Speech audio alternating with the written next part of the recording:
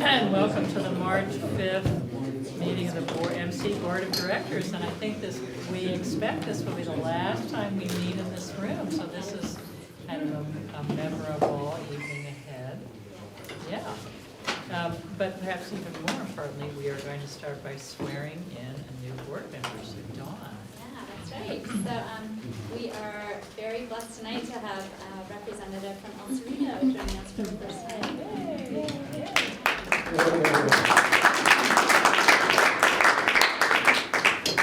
So Greg Lyman, you can stand up and repeat after me. We're going to do the oath of office.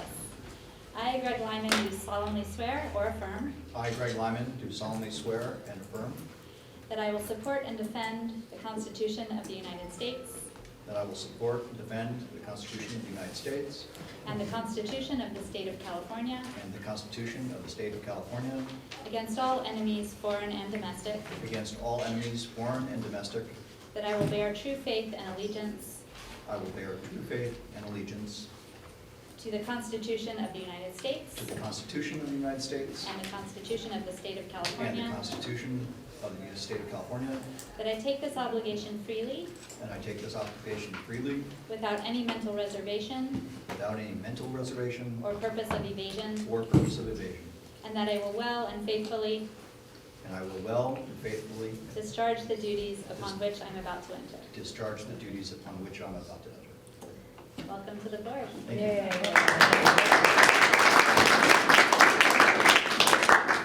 Super. All right. Any board announcements? Anybody? Not seeing none. Next is our public open time for items not on our agenda. Is there anyone who would like to speak? Yeah, Sam? Go on up to the podium. Hi, good evening, everybody. And a couple of little things here is I was at the Michael Peavy retirement send-off protest. And just last week, you might have seen the headlines where he was busted by the FBI. They took his computer, they got all the emails, possible felony. This is who we have to deal with. And now, in the thing, it's mainly going after his connections with PG&E and the gas pipeline blowing up. But when I see the PCIA charges, and when I was in Maui, PG&E had rented the most fanciest, expensive place you could imagine, and guess who it was for? And I'm having to pay a PCIA charge on every utility bill. I would like to open it up, his emails, and see what the heck is going on. The FBI is investigating him. This is who's been regulating this. And have you seen the documentary, I'll Take Back Your Power? It's about the electrical industry and the corruption going, who's really in charge in the energy industry. And I highly recommend to see it. I can do a special showing for you. I have the DVD free, show it, and which you guys are an exception and doing a great job of renewable energy, just to know what's going on in the industry. And when I look at my hidden charges on my electric bill, I'm really wanting some more justice. And, you know, there was a whole list of things that he's done that are so corrupt, it's despicable. And there's a couple other things in the thing, and I guess time's up, so. Thank you, Sam. Is there anyone else from the public who'd like to speak? Seeing none. Dawn, it's time for the report from our Chief Executive Officer. Okay, thank you. Just a couple of items this evening. First of all, I wanted to draw your attention to some of the packet in front of you. We have a little bit of press that might be of interest from the El Cerito area. We have a couple of announcements from the local media there. We also have an announcement from the Point Reyes Life in West Marin, and kind of a fun announcement from the Main Street Moms promoting our program. So just wanted you to know that, that's some of the recent press that we've seen lately, and I wanted to share that with you. We aren't going to have a communications update this evening, but I wanted to let you know that some of our pre-enrollment activities in the new communities, El Cerito, Benicia, and San Pablo, are going very smoothly. We've been doing a tremendous amount of outreach over the last month in those communities, and we're having a lot of interest in our Deep Green program, more than we've seen before in any other community. El Cerito is at the top of the list here with Deep Green signups, so kudos to El Cerito, and we're excited to have the next few upcoming events that are planned. In El Cerito, I want to mention that on March 24th, we're going to be doing a presentation at the El Cerito City Hall at 6:30. On April 15th, we have a presentation planned for the El Cerito Community Center. We also have events planned for Benicia and San Pablo, and a few follow-up events still occurring in unincorporated Napa. So if you're interested in finding out dates on those, we have information on our website, and we do have specific pages for each of the new communities that are going through an enrollment right now, so it's easy for folks in those communities to get access to information.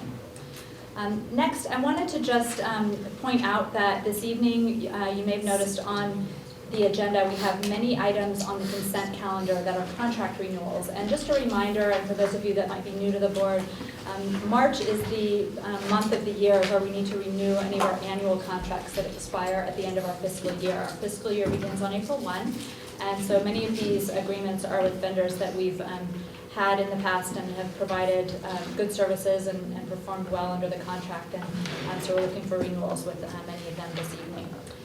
Next, I wanted to turn it over to Greg Brehm for a moment to give us an update on results of our open season process, which just wrapped up Monday. Our bids were due, so we have just some preliminary results of that process, which he's going to highlight very quickly.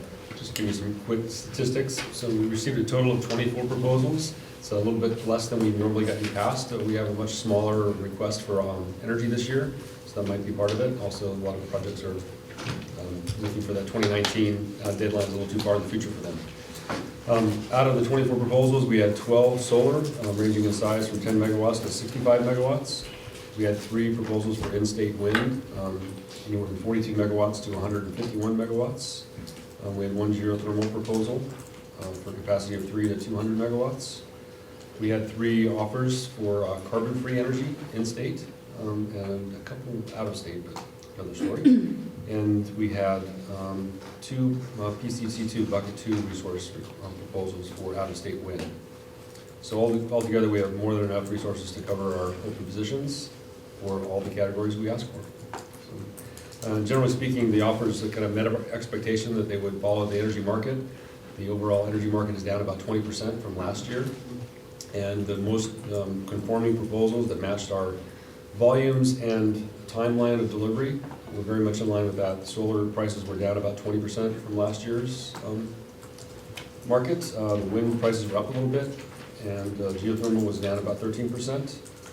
Bucket 2 prices, which from our past experience have always been kind of all over the board, that offer came in about 50% higher than we paid in the previous years. Carbon-free actually was down about 20% over previous years contracting too, so it should be a good year for contracting. If you have any questions, I'm happy to answer. Any questions? Seeing none, thank you, Greg. Yep. Yes. Emmett? Is that total of everyone that submitted, or those are the ones that sort of qualify in your view as the most worthy of pursuing? Yeah, the ones I'm quoting are the ones that are the most conforming. We got several proposals that had earlier deliveries or larger quantities than we're interested in. So the most conforming proposals are the ones I'm referring to. Any other questions?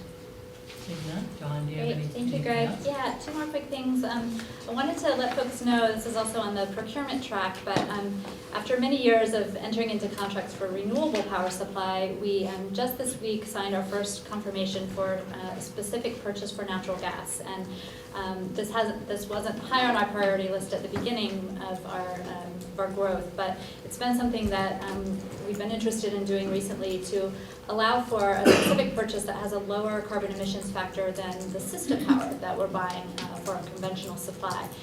So this was an exciting step, and I just wanted to let folks know that it went very well. I came in at a good price that fits well within our portfolio, and it's coming in with a lower greenhouse gas emissions rate than the system power mix in our portfolio. So all in all, a very good next step for the agency. And the last update I have, yes, of course. So was the natural gas cracked? What's that? Was the natural gas cracked? Well, we're actually buying from Calpine, and their supply of where their gas is coming from hasn't been specified in the contract, but that's something we could look into. I just think it could be a problem. Yeah, there is a lot of that type of gas in system power as well. So what's the benefit that we're seeing by buying through this method is we're able to use a cleaner burning natural gas facility. So we're able to get lower emissions because of the way the gas is processed. But the supply side is a whole other story. We did that one. And then the last update that I have is related to office space and the transition, just so that folks are in the loop. We are in the process of preparing for an office move sometime next week. And we'll be in our new space by the end of next week. And so as a result, our next board meeting will likely be held in our new space. There's a possibility that if our furniture for the board room has not arrived in time due to some port issues that have been happening lately, we may need to meet here one more time, but it looks very likely that we'll be able to be in the new space. And we'll certainly keep you all posted, so keep an eye out for more information on that. And that's it for my report. Super, thank you, Dawn. After that, I was afraid you're going to ask us to bring a cushion. Sit on the That's a good idea. Yeah, practice you're sitting on the floor in preparation for the next meeting. Super, all right, so next is our consent calendar, and we have quite an extensive, we have 13 items on our consent calendar. And there's one of the items that I'd like to discuss, which is our first one on the meeting minutes. On page 4, and it's correct, I made a statement, it says, Chair Sears pointed to the fact that MCE also has a line of credit in addition to reserves. That's an accurate reflection of what I said. However, it's my understanding that we do not currently have a line of credit. We have in the past. That's so correct. Wanted to confirm that for the benefit of the board. So are there any other items on consent that anyone would like I to? have a couple of questions, but yeah. also I have one correction to the minute. So you're still in the minutes, okay? So on page 2, there was just approval of the minutes and who abstained, and I also abstained because I wasn't here. Okay. Okay, so add you on as an abstainer. Okay, anything else on the minutes? I think I would have to join Barbara in making the same comment. You were on the minutes. Yeah. You were correctly identified. Okay. Anything else on the minutes? All right, any other item on consent that any board member would like? I'm sorry, Barbara, did you have anything? Question? Yeah. Which will be quick, so it doesn't require pulling anything, but on 7, I was just wondering, so that's the agreement with Camilla Pappas and Associates. I noticed that we don't have any hourly rate for them, and it's just an amount of money each month. Is that how that works? That's correct. We pay them on a retainer basis, a monthly retainer. Well, I saw that, I just didn't know if it, okay. Yeah, And then- that's okay. pretty common for that type of services. Okay. And then I was just going to make a comment on number 8, the Richards, Watson, and Gershon. I noticed that for our hourly rate, we pay is $275 to associates for $225. We use that same law firm for the same type of service. So does MTA. I don't know what MTA pays, but we pay under $200 an hour for a partner. And so it may be that we're getting a big discount because we're a town, but I just thought I would point that out. I'm a town without money, but I just thought I'd point that out because it might be worthwhile sort of talking to some of your colleagues about what rates that same firm is charging. Okay, thank you very much. We'll follow up with that. If you're getting under 2 and we use the same firm, then you're definitely getting a deal. We're not getting that. Give it your loss. And excuse me. We're only 1.6 square miles, thank you very much. Well, we want to make sure that you guys are always charged for it. But then I have a question on. That's great, Barbara. I do think we should take the temperature of all the lawyers on this board and see what they think about this conversation. I think that rate an hour, that what you're paying is very reasonable for lawyer rates, but I just looked and I thought, I know that firm is doing the same kind of service for us, for Ross. They also do the same kind of service for the telecommunications on that board. Board is too, or alternate. But anyway, it might be worth it just to sort of check around and see what people are paying. And then on the agreement with Green Ideals, number 10, I was wondering, since later on in the agenda you have a designer position for staff, is this something that we would phase out, having this contract later? Yes, the amount in the contract has taken into account a reduction in the amount of services that we'll be needing because we are looking to bring on a staff person. For many years we have used this firm quite a bit for marketing services because we hadn't quite had a need for a full-time person. We're now at the point where we do have a need for a full-time person in this area, and that will allow us to reduce the amount of services provided through a contract with this vendor. Okay. And then my last question or comment is on 12. And I don't have a problem with any of these contracts, but I noticed that we pay for travel expenses, which I think is fine.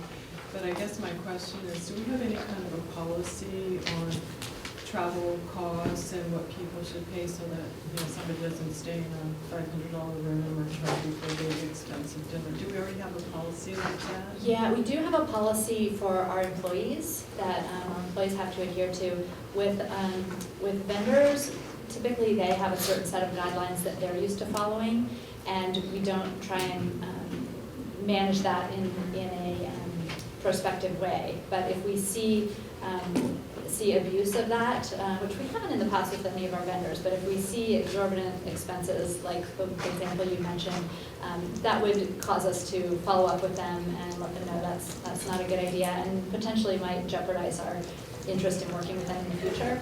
Fortunately, that hasn't been an issue. I guess I would make a recommendation. I mean, I'm also a contractor, and you know, I have specific things that I charge people for things, and that's not bad. I guess I think just since there are so many contractors that in the future and with the growing, adding the different cities and counties, that it may be a good idea to really look at something like that, so you just have straight expectations. But otherwise, I think all the contracts, I don't have any problems with them, I just wanted to ask those few questions. Thanks, Barbara. Great questions. Anything else on the consent calendar from anybody? Okay, seeing none, I'd entertain a motion to approve consent. So moved. Have a second? Second. All in favor? Aye. Aye. Any opposition? Yes. Abstain from item C1. Thank you. Madam Chair. Any other abstentions? C1. Thank you. And me too. Yeah, on C1? Yes. All right, good, thank you. Oh, okay, we good? All right, so on to item 6, which is our monthly budget report. John, This one? is So that you? Okay. That's me. Great.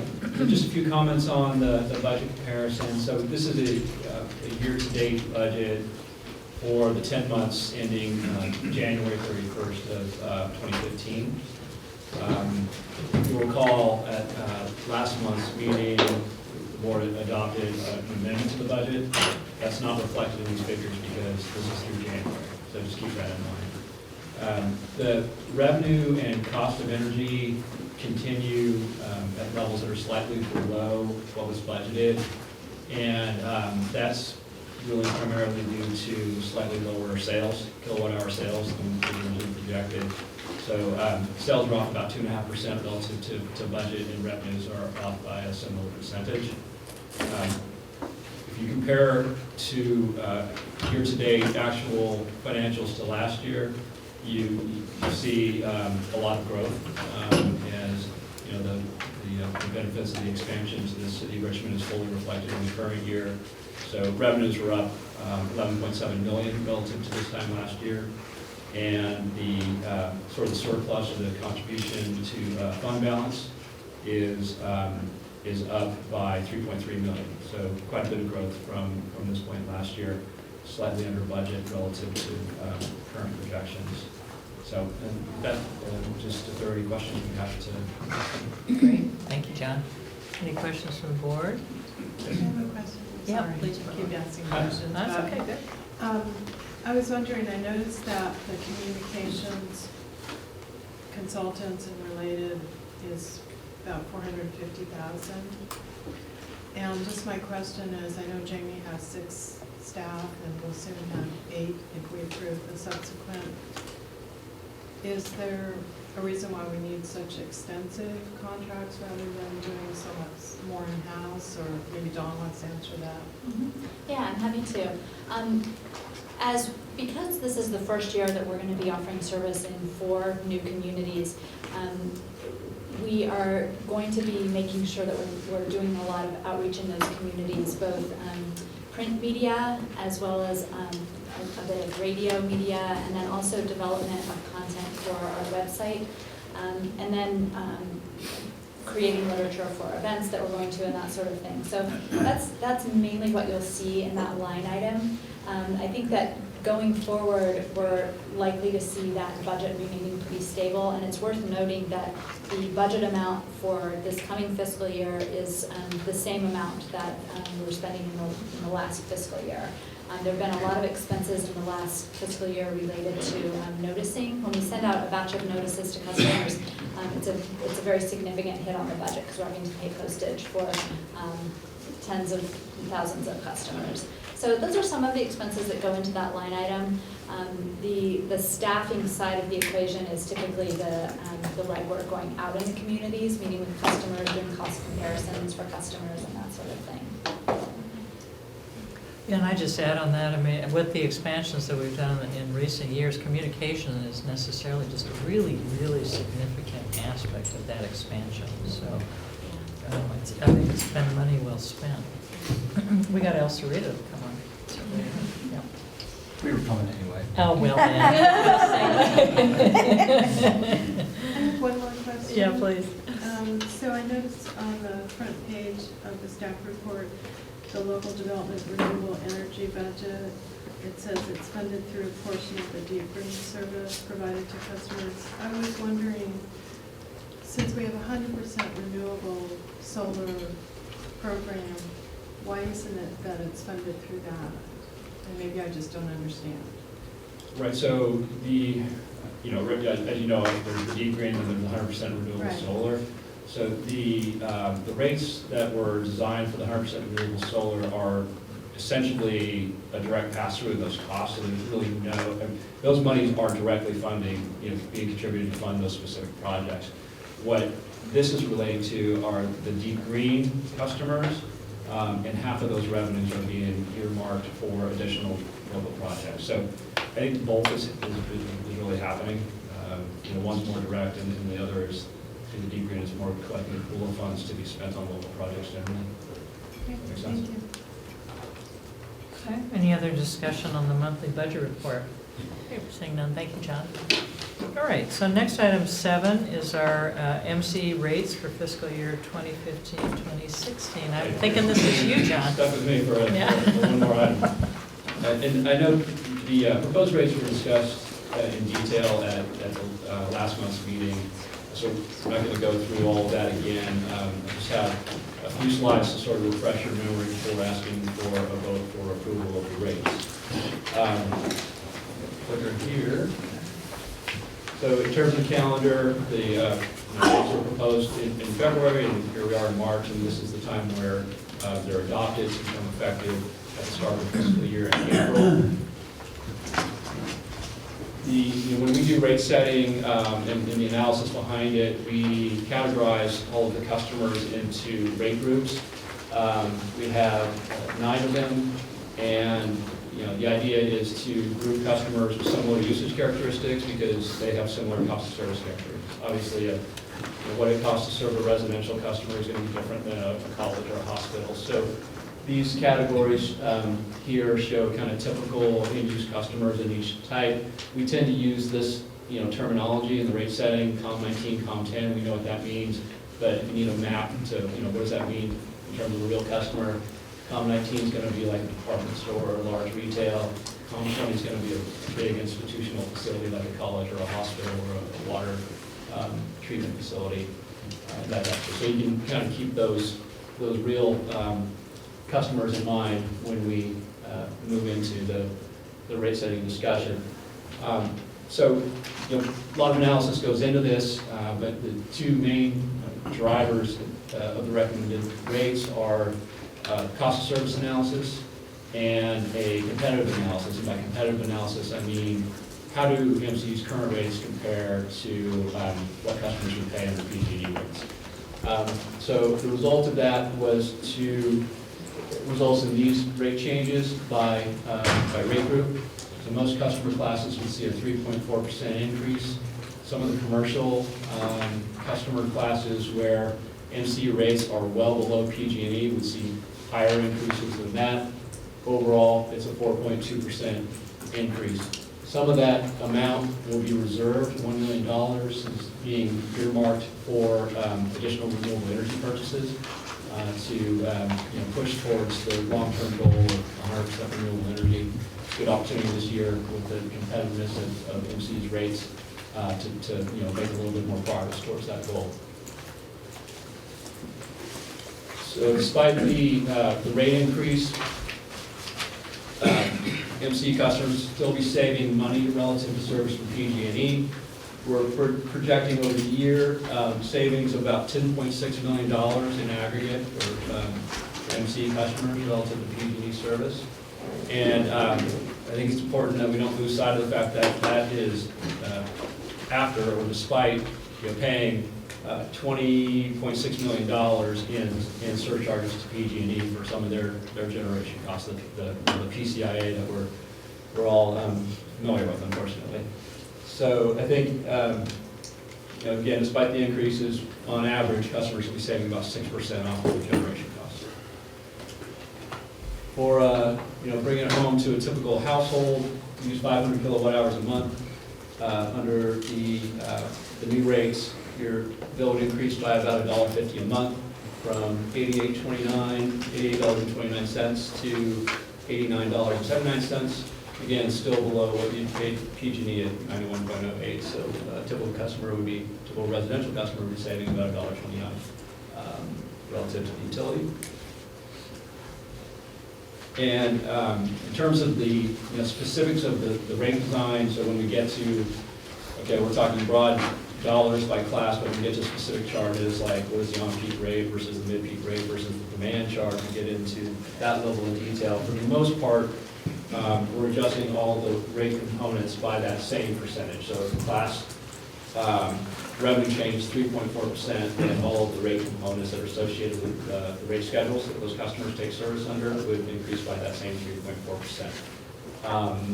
Couple of exceptions just to better align certain on-peak rates with the rates that PG&E charges, particularly for COM 6, which is time of use rate. And we're seeing a lot of these are small commercial customers, a lot of them putting solar on the roof, and the fact that MCE's peak rate has been lower than PG&E's is actually a disadvantage for those customers.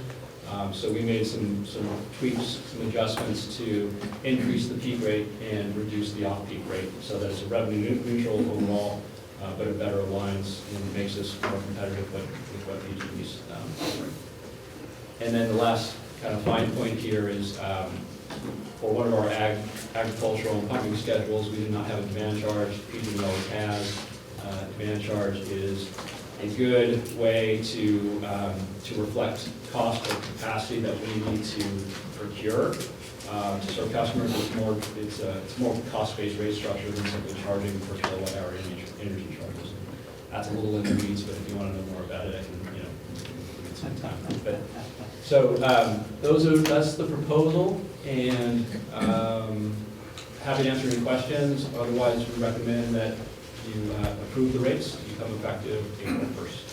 Super. Thank you, John. We had a good conversation with this matter when this item first came before our board a month ago, but not all of our memories may be as good as they once were when we were a lot younger. So if we want to delve back into that conversation again, I think we should do it.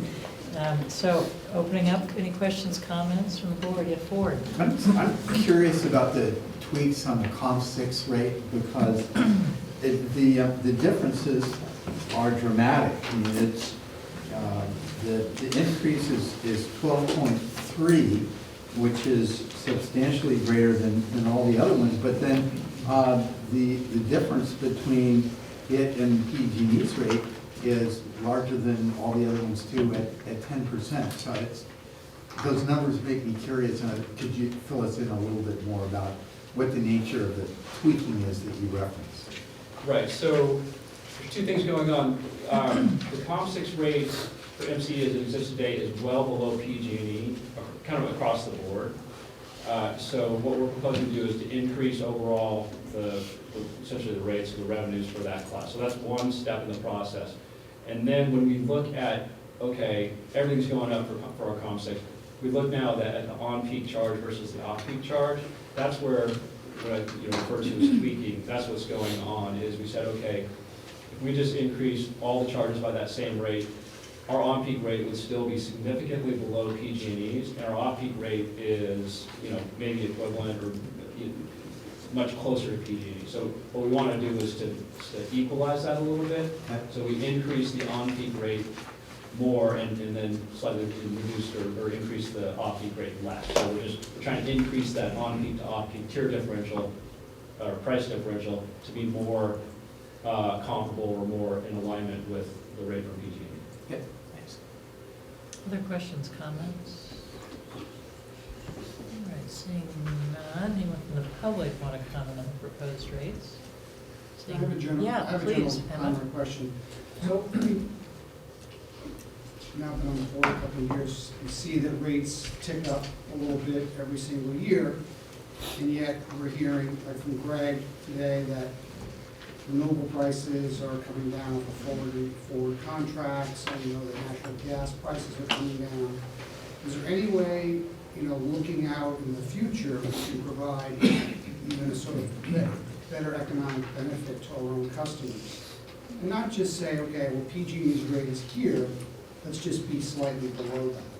Why don't we also look at trying to be a little bit more beneficial towards our customers? Can you kind of comment on that and where you see things are?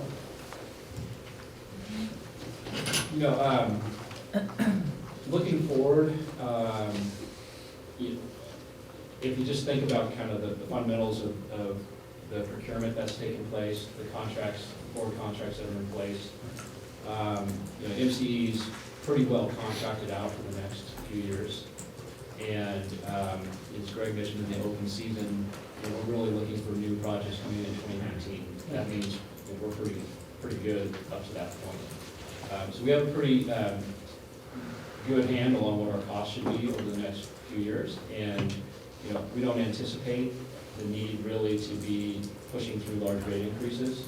I think we've hit a point where any increases would be pretty nominal. So I think that gets to one point. I think the other question, and this is actually came up in the discussion this year in terms of rate setting, is how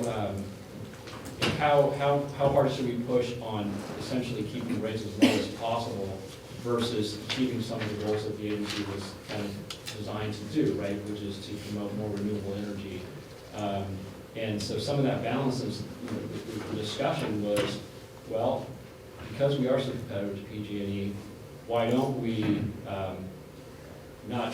why don't we include a little more in terms of rates to fund some additional renewable energy purchases? Right, so that's a policy discussion that I think took place this year and would likely take place next year as well. And it can be evaluated. And I think I think it's going to depend on circumstances. And different directors probably have a different view on what the appropriate balance is there. Thank you, John. Other comments, discussion? Yes. Gary. I think we should also point out from the slide before that we are actually substantially below PG&E's rates. It's really the PCIA that's eating up a lot of that difference. It's keeping us even close. Yeah, I mean, absolutely. You know, that's, Right there. we need 30 million We'd be to the good Exactly. without that. And so, you know, we're still hopeful that someday that is true, that the PCIA does go away. You know, there's no guarantees on that, but that's theoretically what's supposed to happen. And there's obviously a lot of effort by the regulatory team to make that happen sooner rather than later. But, you know, it's interesting because we're doing some work with the CCA down in Southern California, and customers in the CARE program in Edison's territory don't pay a PCIA. So, you know, they have a similar situation where their rates are considerably lower, but when you add the PCIA on, you know, they're only a little bit lower. Well, those customers that don't pay the PCIA are getting 15–20% savings. Wow. But you said they're in the care program. In the care program. Yeah, but that's on top of the CARE discount that's being, you know, passed through by the utility. So that stays the same. This is an additional discount through the CCA. And there's a CCA down there that provides that benefit. So they cover the cost of the PCIA for those customers. Is that how it works? The utility doesn't assess the PCIA on those customers, it's just a different rule for some reason down there. So, you know, it's a similar thing. I mean, their rate, the CCA's rate isn't any different for the care versus the non-care. It's just the fact that the PCIA doesn't apply means the full benefit of their lower rate gets to be, you know, passed through or enjoyed by the customer. So that's an interesting question. So what's the extent of the discretion of these entities to apply the PCIA to certain categories or not apply it? Beth, I guess you know. would love to discuss that during the regulatory update Okay. because I have several slides on that. Fantastic, excellent. So Very thank you good. for teeing that up for me, John. I appreciate it. I thought you might have something to say on that. And which utility is it that is in charge? Southern California Edison. Wow. Yeah. Very interesting. All right. Yes, Ray. To follow up on Emmett's question, is there any reason that we would be in a different position than PG&E for looking at forward contracts? Could they have a flexibility to be able to bring in, take advantage of lower energy costs now, and therefore have a lower cost mix into their portfolio? You know, it's hard to say because what PG&E does on the procurement side is, you know, a closely guarded secret. So we're kind of speculating. I would imagine, just like us, they're looking for opportunities to, you know, procure appropriately, you know, appropriate hedging strategy into the future. My experience, though, in evaluating and sort of monitoring PG&E rates is that they are pretty volatile. So it doesn't seem like, other than the renewable contracts, that they really are doing a lot of forward contracting on conventional energy. But having said that, like it's really kind of a black box.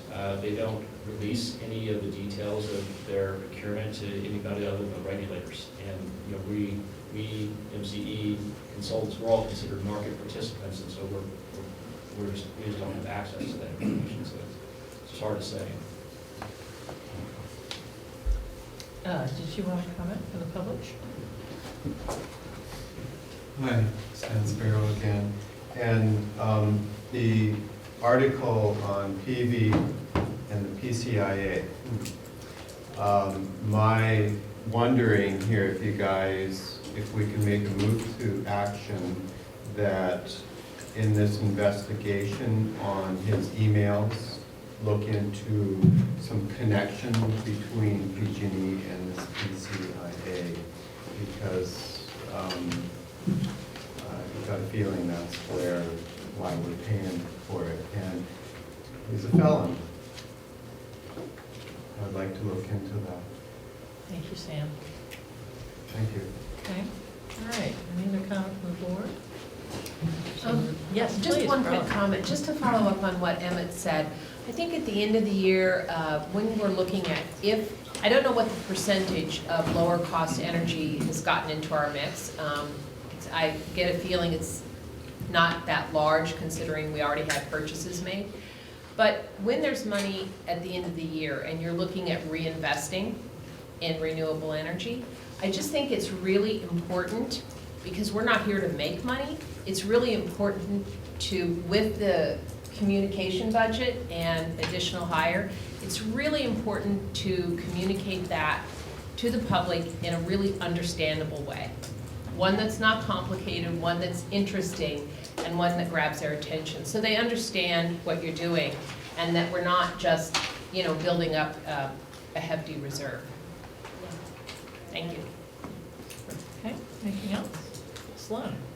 Kate, you know, when if you don't mind, can I address my fellow directors here? When I read the mission statement, there's a policy debate that I think we ought to have at some point, which is how to balance the short-term needs with the long-term goals. I'd like to set this up in a way that our children's children are taken care of, but at the same time, our current customers deserve the best rates they can. I don't have an answer for this thing, but how do we get this on the September annual agenda? Dawn, maybe that's addressed to you. And I don't have a direction, but I'd ask maybe we think about it a little bit, because that seems like important.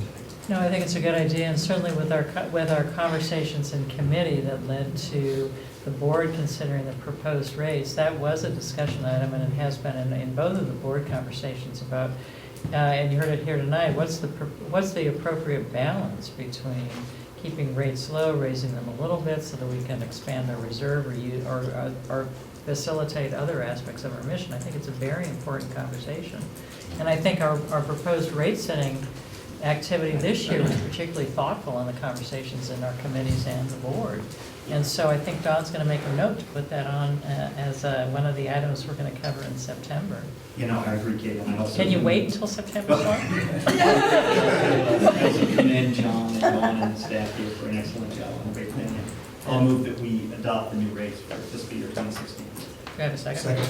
All in favor? Aye. Any opposition? That's approved. Thank you, everybody. Thank you, John. Great job.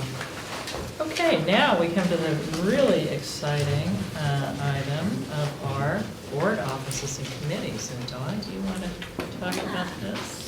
Really explain this item. So we have two things happening here, and both of them are creating some opportunity for participation in board committees. And so the first thing is that because we now have a board of 17, and it's exciting, by the way, that we don't have a single absence tonight. We have a couple of alternates here, which is great, but we actually have 17 people, which is a first It's time our ever world for record. MCE. It is our world record.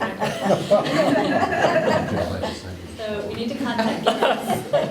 Get ourselves BCDC is still ahead of us, so we're still going to be a little competitive. But yeah, luckily it's not a race, but it is noteworthy. And so given the size of the board, we do have a space for a new member, if there's interest, to participate in our technical committee. And in some of our recent committee meetings, we've had some discussion about particularly encouraging some of our new members from new communities to consider participating at the committee level. It's a great way to get a feel for what's happening a little more closer to the internal operations side of how MCE operates. And so that's a committee that has an opening if folks are interested. And I can talk a little bit, I guess I'll say a little bit about that committee so folks can think about it.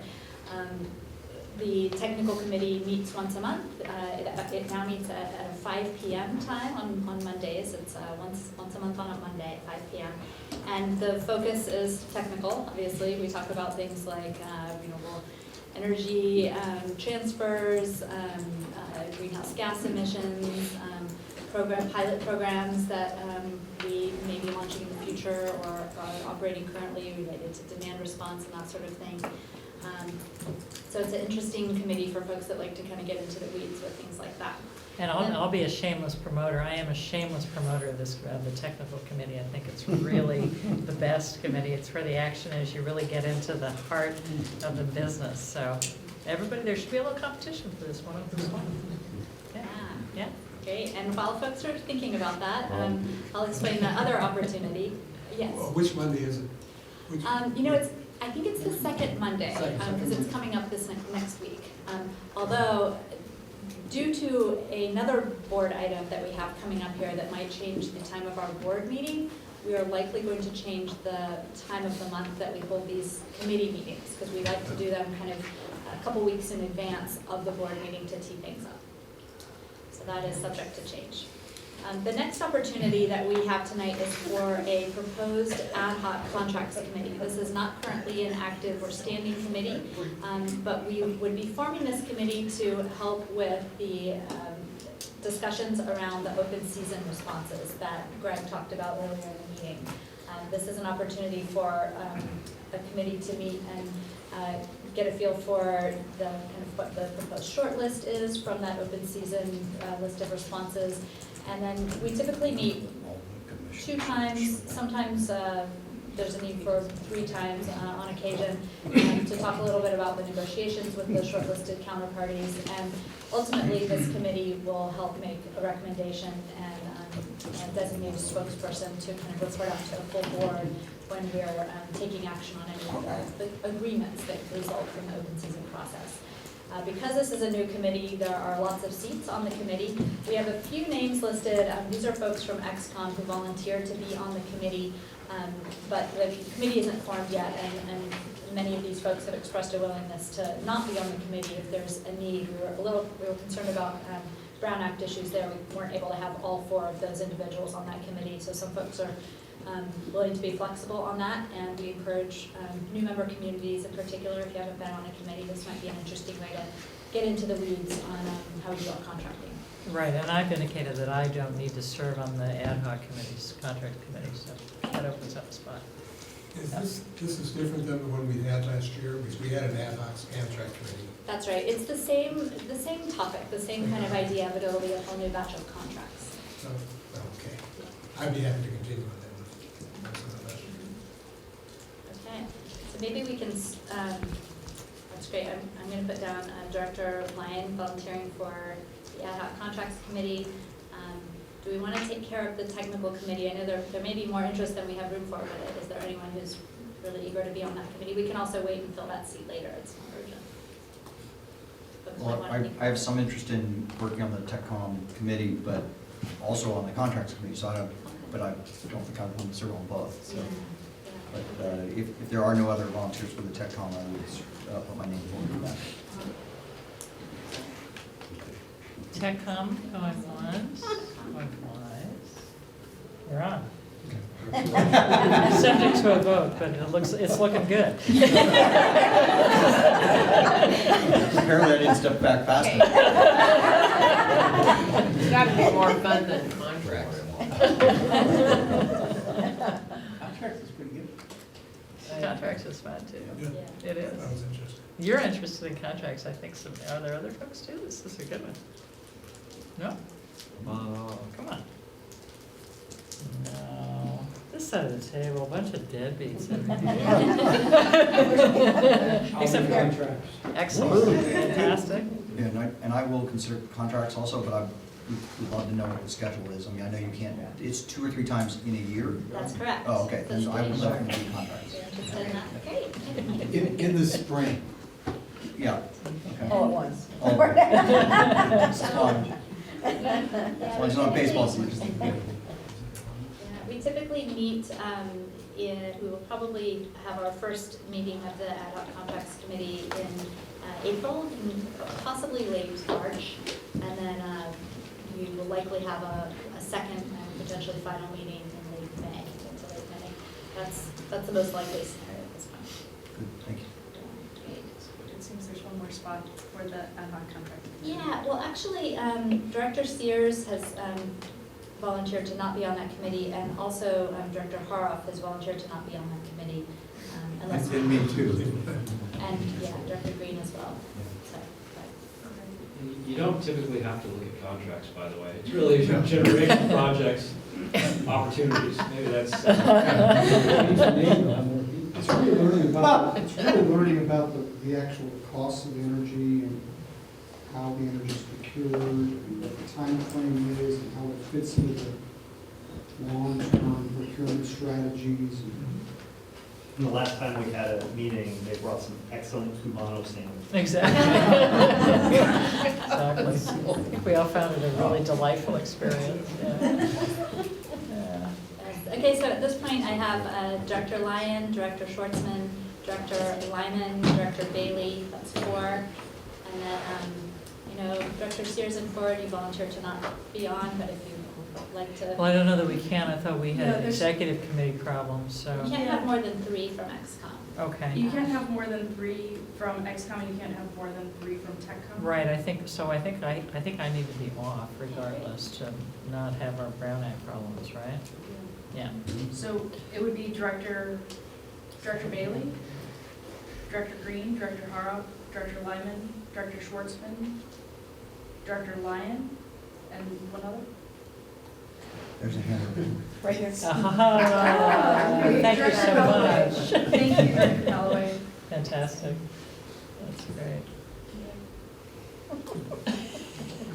No pressure, yeah. All right. Notwithstanding comments about the size of the table. Again. So the motion would be to add Director Lyman to the technical committee roster and to form an ad hoc contracts committee for the 2015 open season comprised of Director Bailey, Director Green, Director Harrop, Director Lyman, Director Schwartzman, Director Lyon, and Director Calloway. So moved. Do I have a second? Second. All in favor? Aye. The opposition? Thank you, everybody, and particularly our new members, thank you very much. And hopefully you'll find both of those committees to be interesting. Okay, so now we're on to item number 9, which is a power purchase agreement with Styon Corporation. Greg, is this your bailiwick? This is one of those fun contracts, except this is a little bit different flavor. This will be the first project that we're intending to end up owning. To take advantage of the tax benefits, we have to have a third-party individual own the project for the first 7 years to consume the tax benefits to get a rate that makes sense for us. So Styon Corporation participated in an RFP we had a few months ago to offer proposals for this project.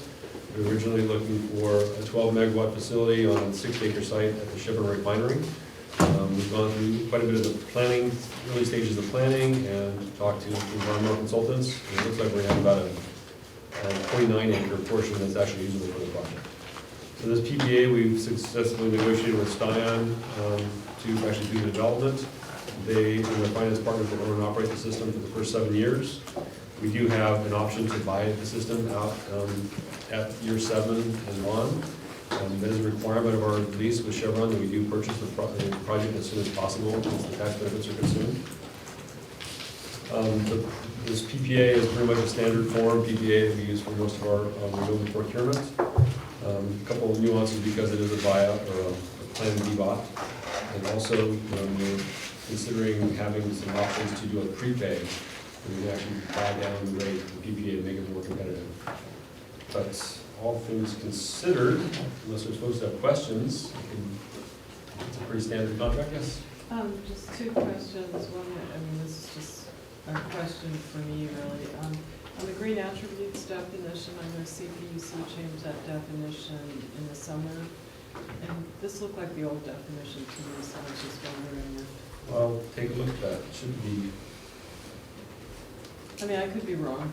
And then the other question I have is, this type of solar farm looks like the kind where we've had a lot of reported bird deaths. Is that anything that we ever look into or get concerned about, making sure that the design of the farm is not going to cause excessive environmental harm? It'd be part of when we do the environmental document, that's definitely something we'll look at. Okay, great, thank you. Emmett? What surety we have that the project will be completed on time and before that federal investment tax credit potential expires? The developer will be posting development security. Again, this project is going to be close to $1 million, or possibly a little more for development security. We will have most of the agreements in place. The interconnection agreement for the first 2 megawatts looks pretty clean. That first 2 megawatts is pretty much a done deal at this point as far as PG is concerned, interconnection. We'll know in the middle of this month or early next month. The other 8.5 is a little questionable. We're just now getting into the environmental documents, but we've organized the site so that we've kind of eliminated all environmental issues that could be a potential problem for development. We've kind of set them outside of the development envelope. So it should be a pretty straightforward process. I'm expecting any surprises in that effect. And they are very strong financial partners. Their finance company has got about $550 million in assets. And, they've done about 171 megawatts of solar development. So a pretty well-grounded company. Any more questions? Could you talk a little bit more about the prepayment option and how that could work? So in a prepayment option, we're basically pre-funding the part of the development. So it's not actually doing it before the development, but once they break ground, we give them a lump sum of cash that they basically use to offset money that they would have bought or purchased for construction financing. So we have a much lower cost of money than most of these developers have. So that basically gets the rate brought down. We're sort of prepaying that PPA rate for the first 7 years. Mm-hmm. So it's just one big lump sum up front to bring that rate down. And then it also has some impact on the tail end of the PPA as well. Thank you. There'll be different options we're considering. We'll bring those to the ad hoc contracts committee, I believe, too, as part of our. Okay, great. Super. Good. Any other questions, comments? Anything from the public? Anyone want to comment on this? Sam, would you like to? One of the new things in the tax rules is really quite exciting for the solar industry is yield codes. Maybe you could follow up with it later, but I know the ITC is a really good one to get onto, but I also wanted to share with you that the tax incentives and opportunities in the solar industry, renewables, not just solar, the IRS has changed some of the definitions and has made it possible that some of these larger solar arrays, the ones that are quite big, over 30 acres, are now traded on Wall Street, and they have the same tax benefits as the oil industry. And this is quite new. It's just started in December or November. So they consider these larger solar arrays on the same ballpark as the tax benefits that the oil industry has. Because they've been proven, they work, they're guaranteed, so the IRS said they're real estate. They get dividends. They're guaranteed for 25 years. Oil industry can't do that. And so they really took off on the stock market. And the first ones are getting 8 months old and doing really well. And not to be mistaken for shares of individual solar companies. These are yield codes that are involved with kind of some new tax rules. And at the solar conference, when the ones that organized all this, the big guys who are really global international law firms in the renewable industry, are, with these tax loopholes and stuff, are guesstimating approximately in the near future $1 trillion of money will go towards renewable energy. A lot of it towards solar. Because of oil industry, prices are really low, but the people are getting tired of having wars and this uncertainty, and now as you see how many electric cars are on the road, it's our real big future. And there's, not to be mistaken, there's 5 different types of these yield codes, right? And the main one that is benefit you guys is to be able to write bonds. So you could put it out to the voters who want to make a bond for a very large solar array. That's a new thing. And I have more information I'd like to share with you on that. I videotaped the guys' talk at the solar conference, and it's really quite exciting because when these guys release a yield code, they instantly on Wall Street get $100 million instantly. And they just taken off, they're really skyrocketing. Great. Super, thank you, Sam, very Thank you. interesting. Yeah, because I'd love Appreciate it. to share more of that with you Okay. as you guys are an opportunity to do Great. one. Thank you. Kate, Yes. I have a follow-up Yeah, question. please. Greg, I remember when you first presented this project, you were pretty excited. And among probably the biggest concerns that members of the board expressed had to do with penetrating the envelope within which there is substantial contamination. And I think I understood from your comments and your presentation that the actual construction of the solar arrays are located in areas that are relatively free from that risk. So could you tell us a little bit more about that? If you look at the staff report, there's 2 photos on the second to last page. So there's, the top photo is the tracking array. The tracking array would be on the kind of 20-acre parcel that's closest to the road. And those, in that place, we can penetrate the ground. So those will be metal posts that we put in the ground about 40 feet on center. On the landfill itself, the second photo is the landfill, and basically these are pre-made forms, concrete forms, that are just laid out on the ground, but the structure goes in them, and those are filled with concrete. So again, on that system, there's no penetration at all, everything is on surface ground. Great. Looks like pontoons. Yeah.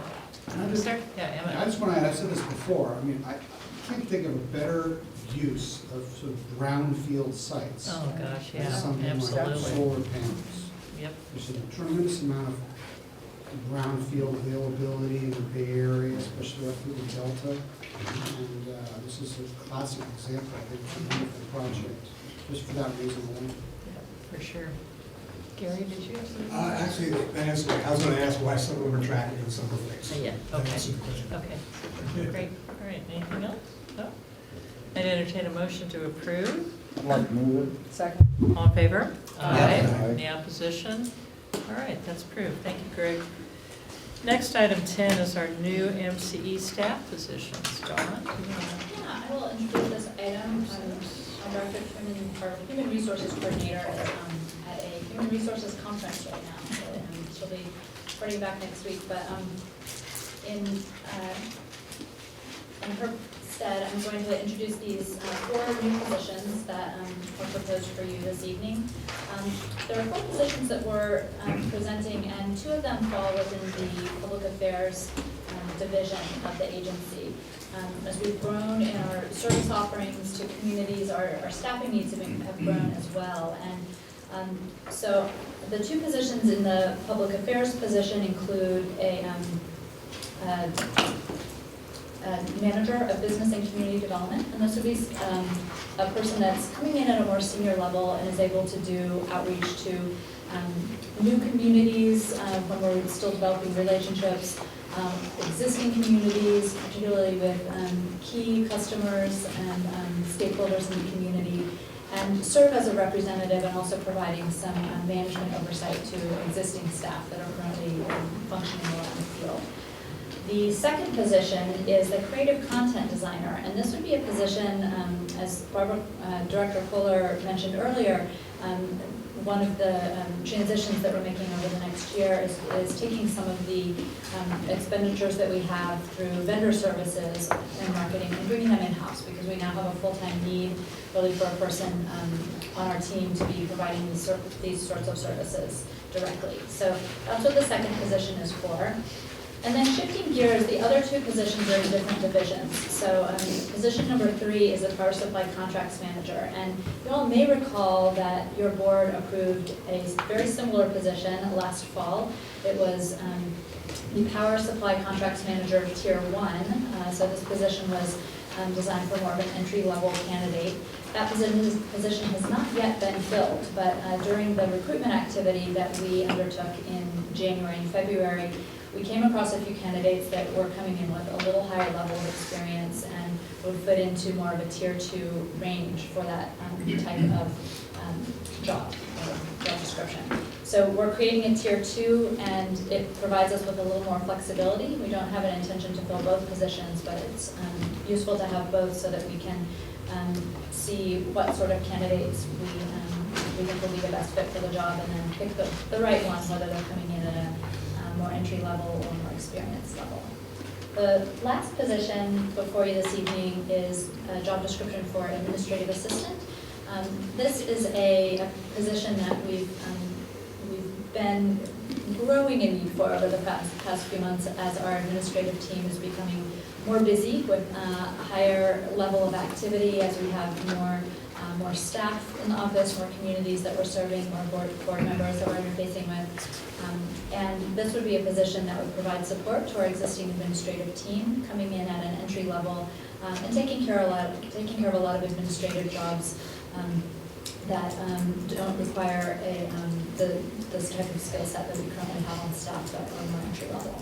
So that's an overview of the 4 positions. You'll notice in this staff report, when we're introducing new positions, we tend to have a recommendation for each one that can designate the compensation range that's recommended for each of the jobs. And so you don't have one recommendation at the end, but there's a recommendation for each position. That tends to be a little easier for folks to follow. And I should point out that the proposed compensation range is tied to compensation analysis that we conduct.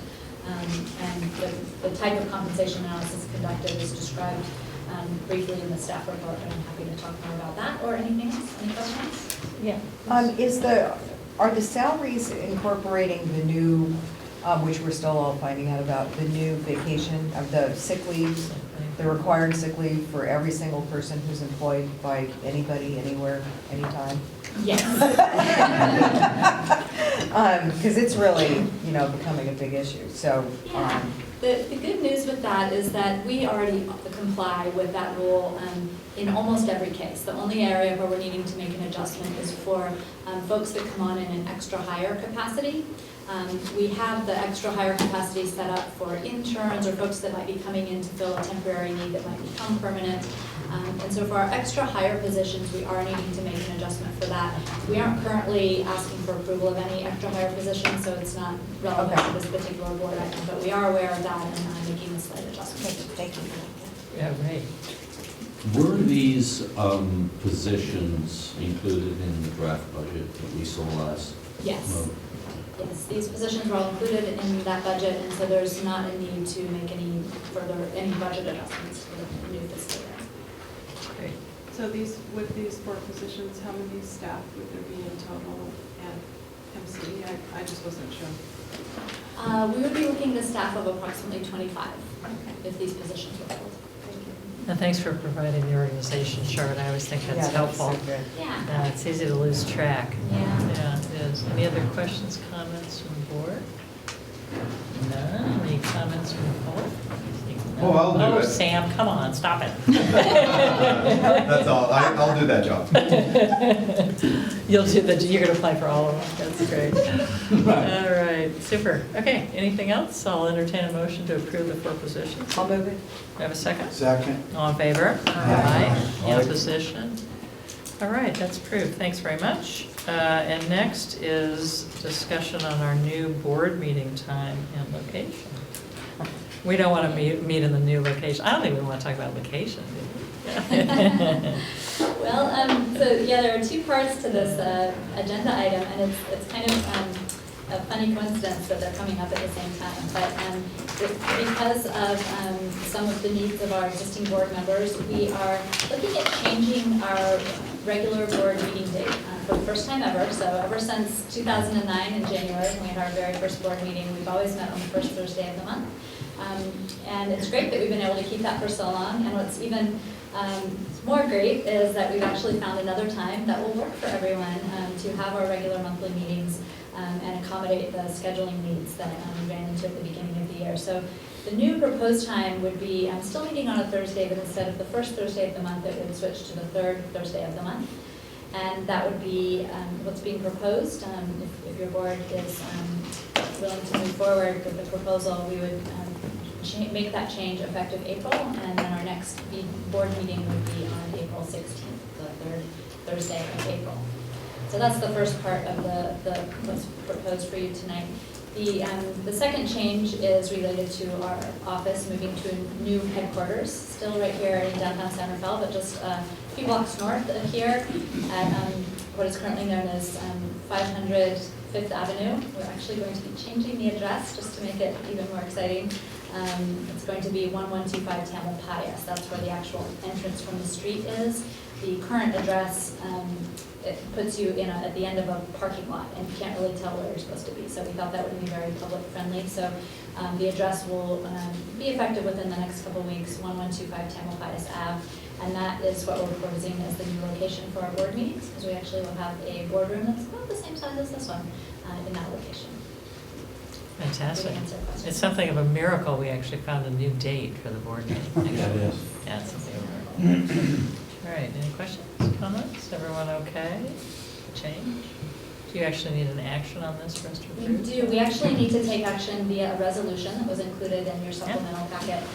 Oh, in the supplemental. The date and location of our meeting was Okay. established in our JPA, in our joint powers of agreement governing document, and so in order to change it, we need Okey-dokey. So, Gary? I would move adoption of resolution 2015-02, establishing the date, time, and location of the MCE meetings. Thank you. We have a second? Second. All in favor? Aye.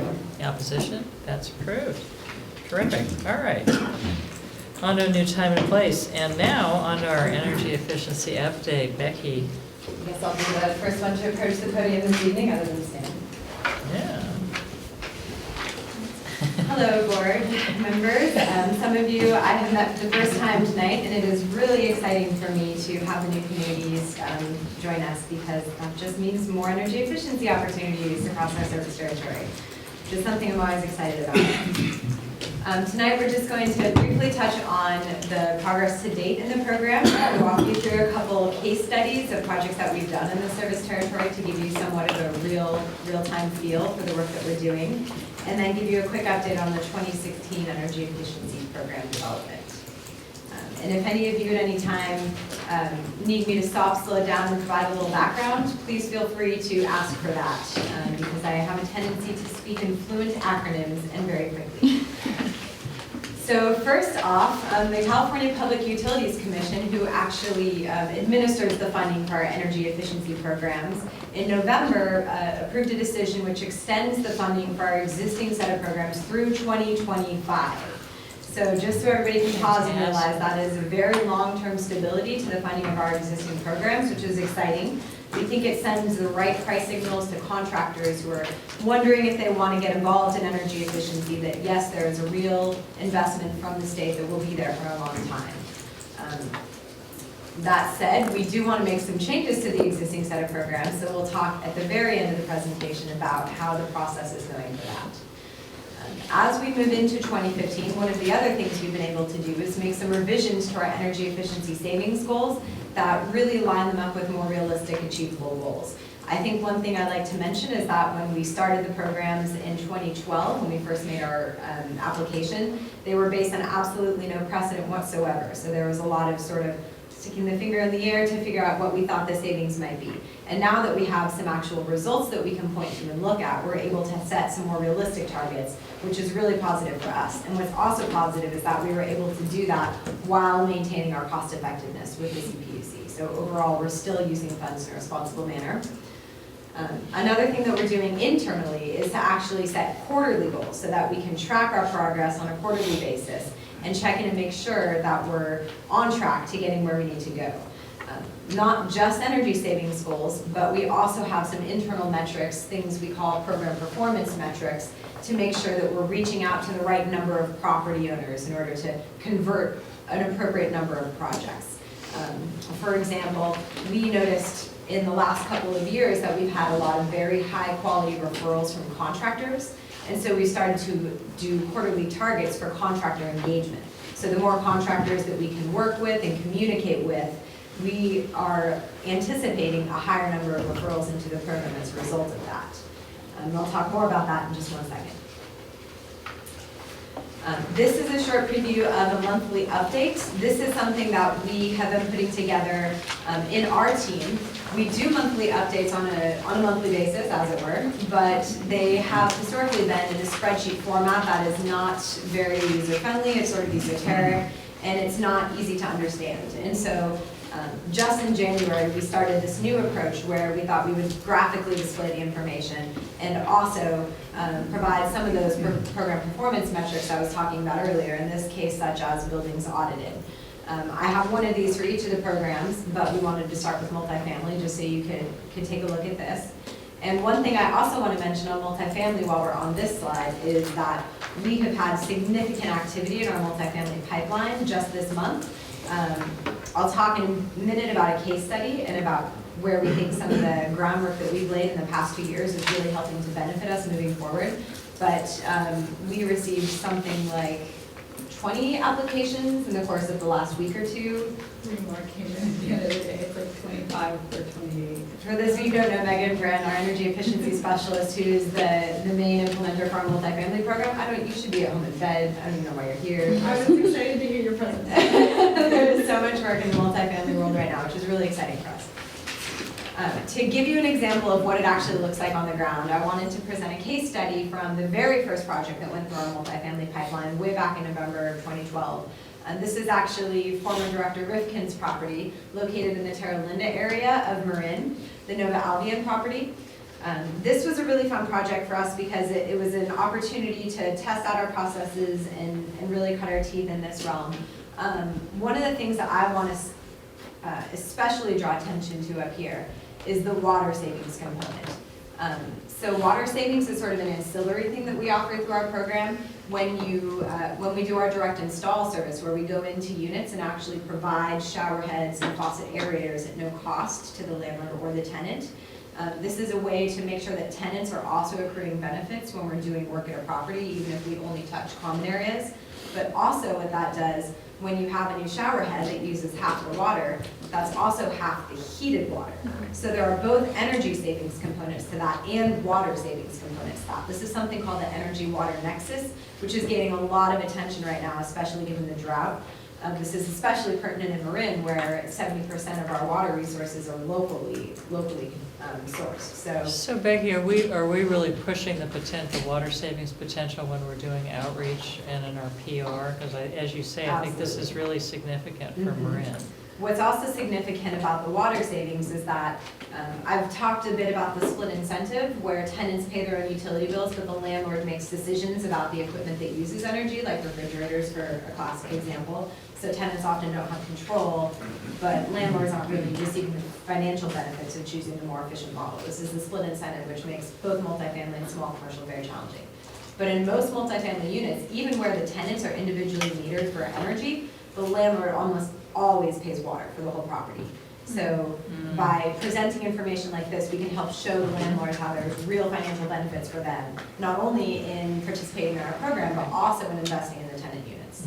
So we think it's a real good entry point for us. So it is definitely something we're pushing.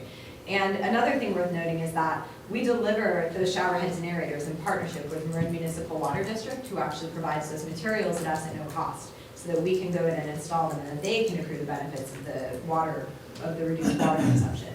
And that has actually been a really great entry point for our multifamily program as well.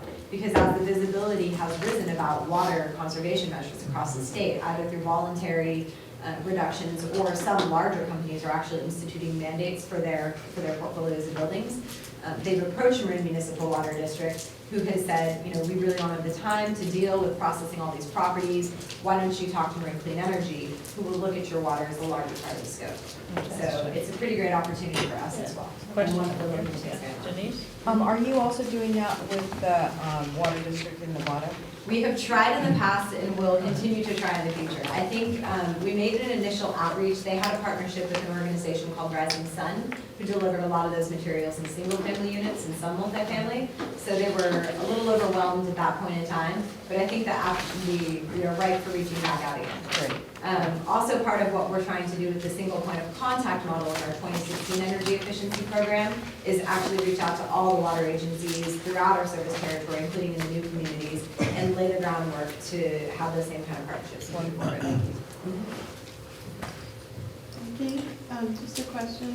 So I noticed you have multifamily, small commercial, single family. Would you ever do something like a town? A municipal? Yeah. Currently, municipal facilities are served by the County Energy Watch Partnership, Dana Armanino and the crew over at the County Marin. So they're doing a really good job. We are continuing our conversations. We're trying to lure them over to our program instead of under the umbrella of PG&E. So those are ongoing discussions which may or may not pan out. So for example, so Fairfax is enrolled in Brehm, and I guess this would be helpful for us, but they're hooked with PG&E. So if we wanted to look at this for the town as a whole, our operations, we would have to work with the county, even though they're hooked with PG&E. Yeah, you would work with the county, which is Dana Armanino, who is ultimately funded by PG&E. Okay, thank you. There is a nice benefit to working under the particular contract arrangement for the county where they get dollars that can be what are called non-resource dollars, as in not specifically tied to energy savings.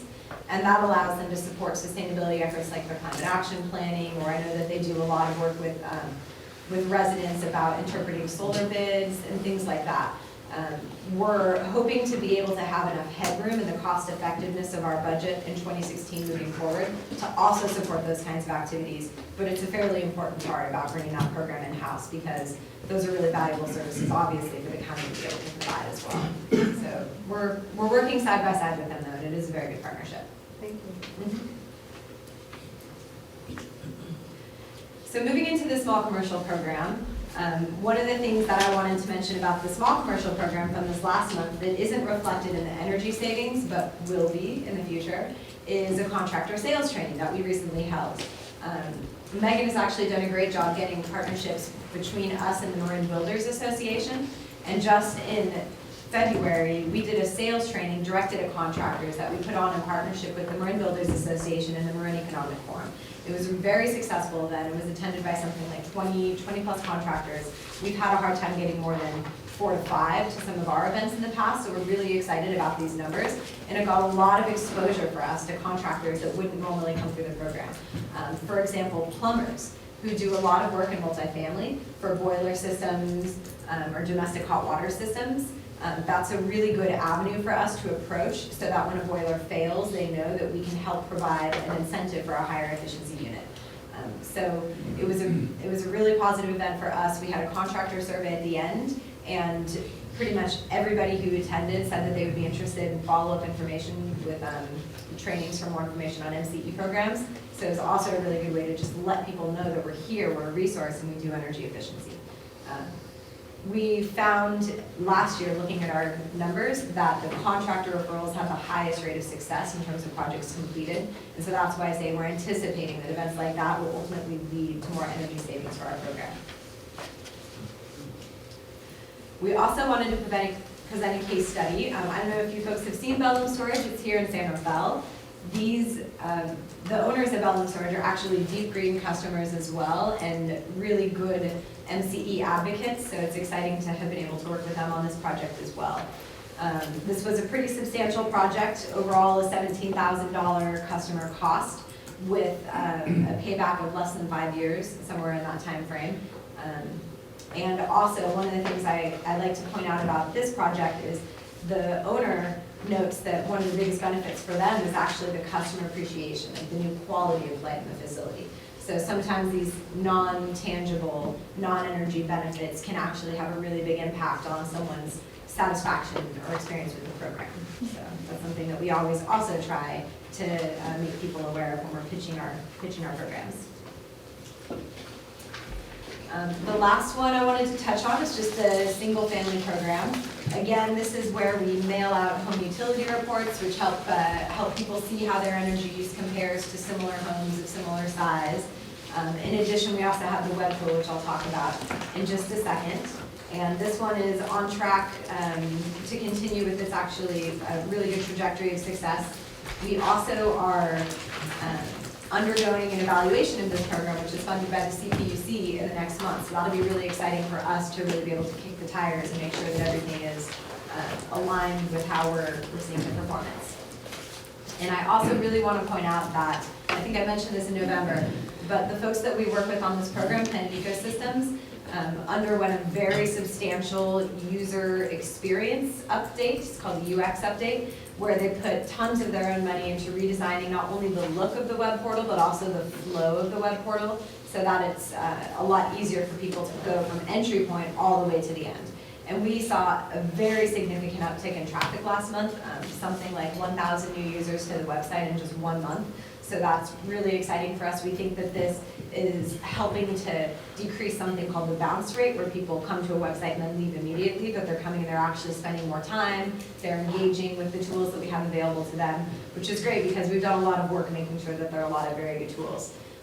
Also in the last month, we rolled out 2 new features of the web tool. One of them is the financing marketplace, where when you do an action plan, which advises you different things you can do on your property, if you are interested in financing, it will link to the next page where it shows you a matrix of financing options that are available, including those available through our program, and tells you which measures on your action plan are eligible under which financing programs. So it really helps make it simpler for folks, and then you can even link out to actually get the applications or contact the banks if you're interested in that. Similarly, another thing that we rolled out in the last month is something called an equipment marketplace. So if in your action plan it suggests you should replace your refrigerator, refrigerators tend to be about 25% of the energy used in any residential home, FYI, in case any of you are interested in saving energy.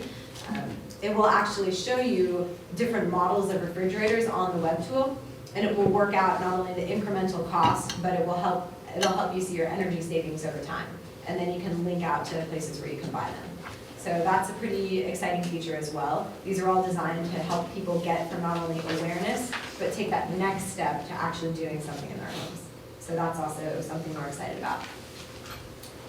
And then finally, the last slide I have here is just to talk about our efforts to update our program for 2016 and beyond.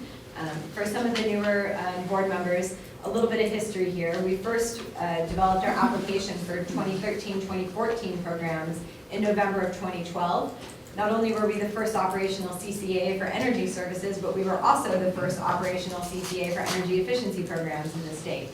Not only that, as with many things here at MCE, that sort of forced the regulatory bodies to figure things out as they went, because they've never dealt with an energy efficiency program administrator that wasn't an investor-owned utility like PG&E or something like that. So as we moved through the realm of implementing programs, they went through the actual regulatory process of deciding how we should do programs, which resulted in some mid-cycle changes in the guidance and direction that we have relative to what we had when we had our first application. So we're excited to bring forward a new set of programs that would comply with this sort of mid-cycle direction. And some of you will remember that we presented this plan in November. We've been vetting it for public comment. We have done a lot of different meetings. I know I've been working with the Marin Conservation League. We've presented to the Resource Conservation District on this, Novato Chamber of Commerce. We've been just basically doing the dog and pony show for anyone that will listen to us. And it's been exciting. From here, we're moving into the actual development of the plan. The energy efficiency proceeding is looking at changing the way energy efficiency does business. It's moving to a 10-year rolling portfolio cycle, which is how we got that authorization through 2025. So the first decision, which is anticipated in July, is when we're hoping to get our new set of programs authorized. Long story short, what this means is that we're looking to file our first application in May of 2015.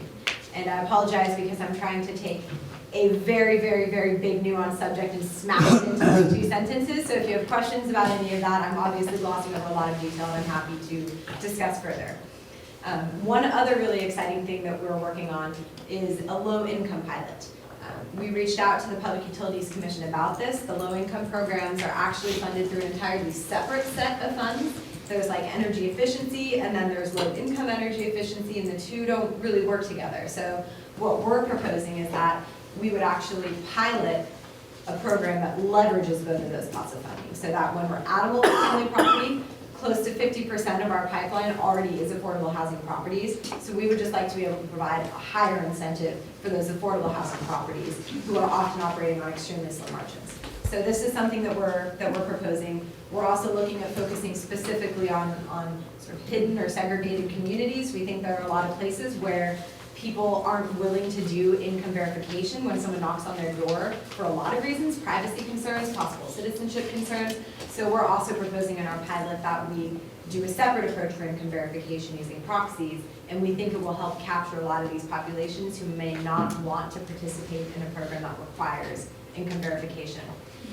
And then the final piece we're doing here, which is also really exciting, is taking the web app that we have and putting it on mobile platform so that we can try and get it into the hands of folks who may not have computers but often have mobile access, and that can give them a lot of low-cost or no-cost ways that they can reduce energy in their homes, give them more information about what they're using in their homes, and also we'd be really excited about linking it with alerts. So, it looks like you're about to go over baseline this month. If you do that, your energy cost is going to kick into a higher tier and it'll be really expensive. Now is a great time to conserve. So these are different things that we're also going to be proposing in this pilot, which will be submitted in the testimony on April 6th at the Commission. So lots going on right now in the energy efficiency world.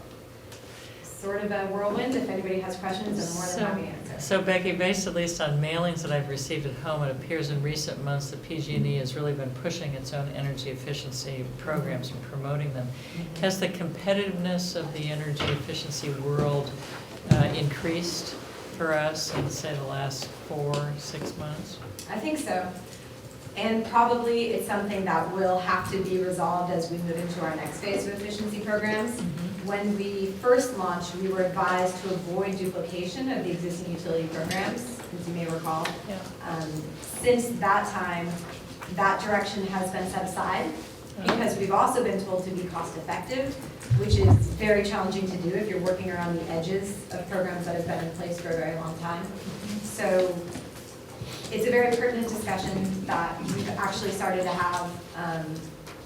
We found, for example, that sometimes customer affairs representatives who work for PG&E will make referrals to one program or another, and they don't have an interest in making referrals to our program because it doesn't get reflected in their targets and their numbers. So we were able to work with PG&E on that specific case and make sure that they're adjusting targets downwards for their account reps for now, while there's a fairly easy area to carve out, which is very, very good partnership move from them. We've actually had a really positive relationship with most of the program managers at this level. But that's going to be a lot harder for them to do if we do get to expand from the product set of programs, which we would like to see. So it will be a conversation that has to happen about how to manage that and whether or not there even is a need to manage that. Sometimes competition is good. So we'll see. Great, thank you. Yes, Tom. I really like the case studies. Oh, good. So as you work through this program, keep them coming. Absolutely. Our next one will be from They Richmond. really help, they really help me understand, what it's all about. I mean, it's all kind of there. And I think it helps other people kind of get the point really quickly. That's a great point. I'm not joking when I say our next one will be from Richmond. We just in January closed on a project we've been working on for about 8 months in the city of Richmond at Pullman Point. Handed out a very substantial rebate, somewhere in the neighborhood of $55,000 for a huge project that we did there. I believe it was a 100-unit facility, maybe even bigger. 299? 199. So substantial project. It might even be worth doing something like having the project of the month, like do one a month and pick something that really tells the story. Yeah, that's a good point. Emma, did you have something to say? No, just curious about the, the low-income outreach that you're going to be using, and then you mentioned, about income verification and knocking on doors. Why wouldn't you just go to some of the organizations that are already managing the properties, like you have county-wide housing programs, you have the Ecumenical Housing Authority that runs a lot of low-income properties in the area. Yeah. Why wouldn't you just go to them, and then they already have that income verification for you, you don't have to so it could be like Knock on the Section door, knock on someone's door. Why indeed, that's the excellent point that we're proposing to the commission. The existing policy in their low-income programs is that in order to treat a unit, you need to knock on every single door and get assigned income verification from all of the tenants. And that's what we're saying acts as a barrier for participation.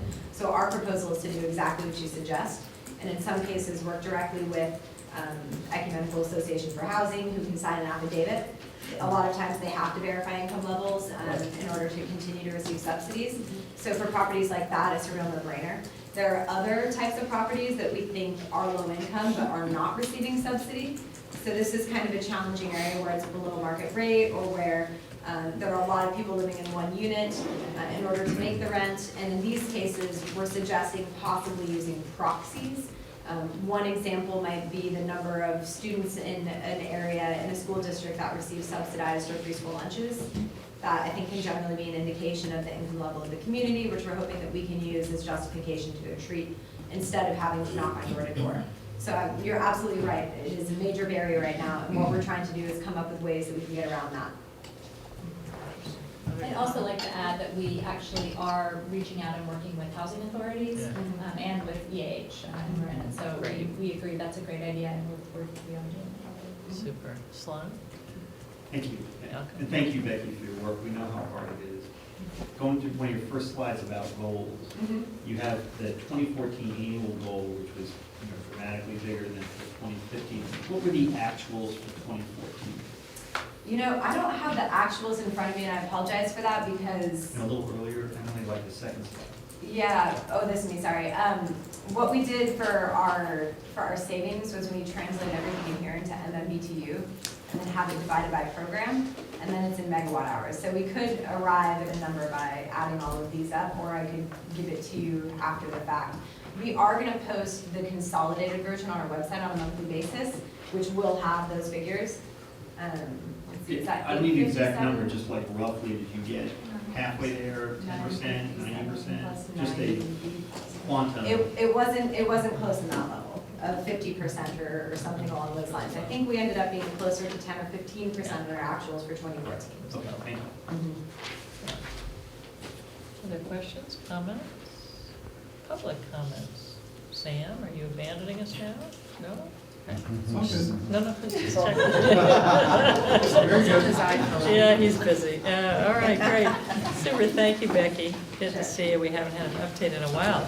And so now, Beth, we haven't seen you in a while either. Time for our regulatory and legislative update. Woo. And there is a lot going on. Becky is keeping us very busy. Thank you, Becky. Likewise.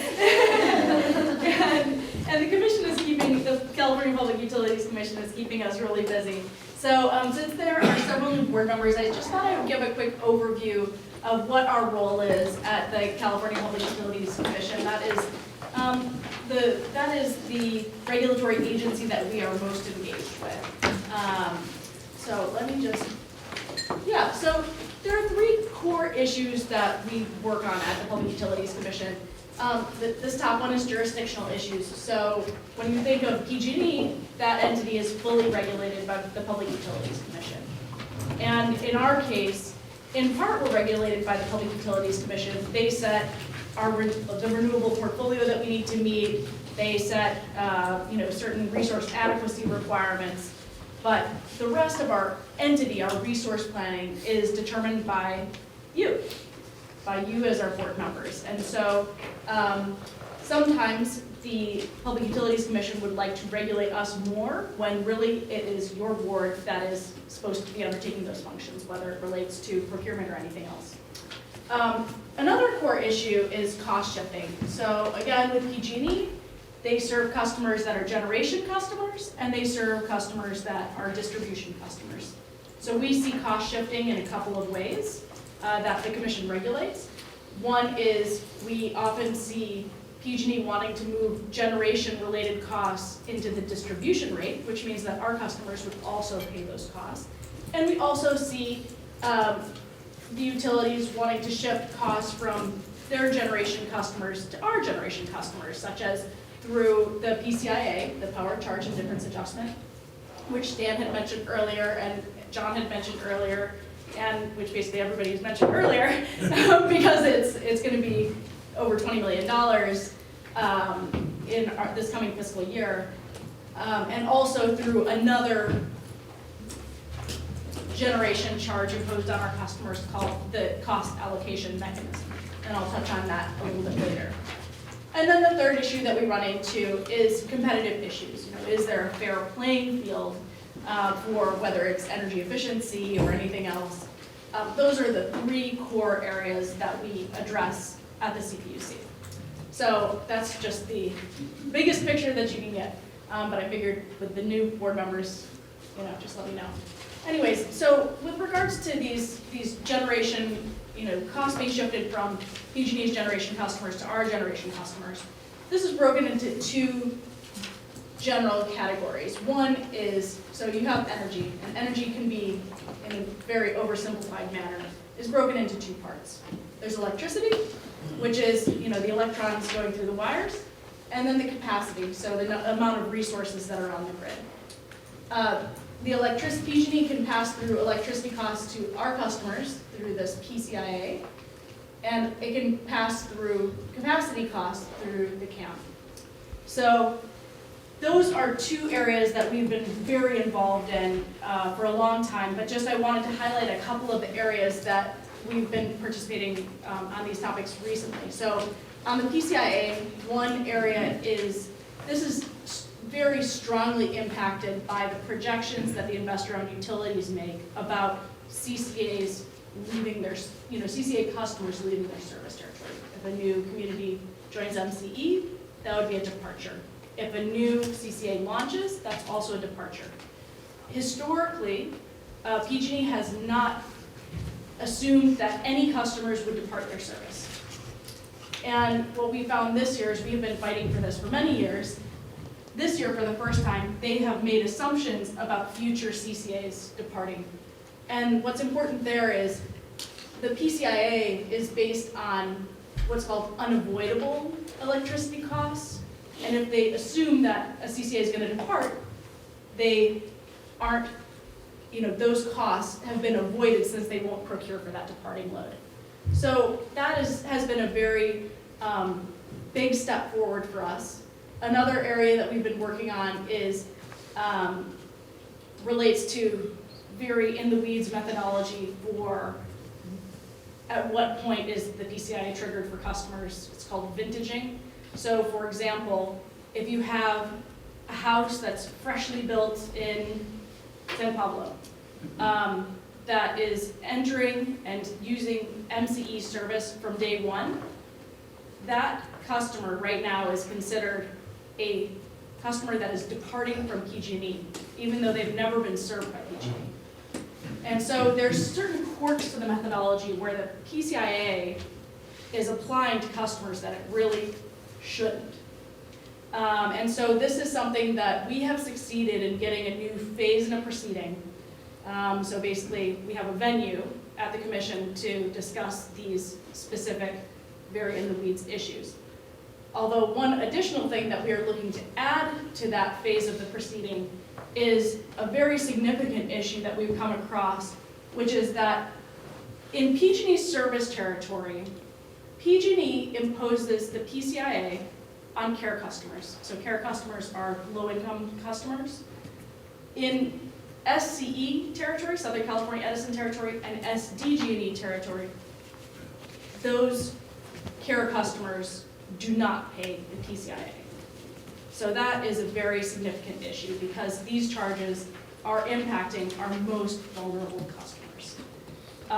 It should also be noted that medical baseline customers are exempted from the PCIA in all service territories. So tomorrow we are going to be filing a motion in this proceeding called the Energy Resource Recovery Account, which nobody outside of this hardy band of warriors here has heard of.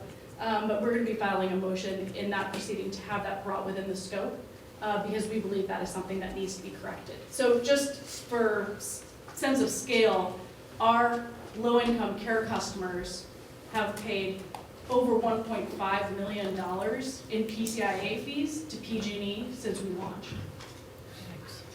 So, if anybody thinks that's fair, you can raise your hand and then go work for PG&E.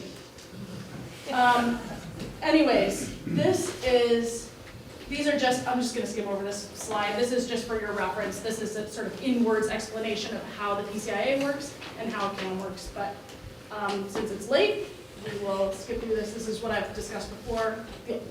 The only correction here is that SDG&E, it's not SDG&E, it's SCE, that does not charge residential customers a PCIA, which raises another question for community choice aggregators such as Marine Clean Energy, is why are our residential customers paying PCIA at all?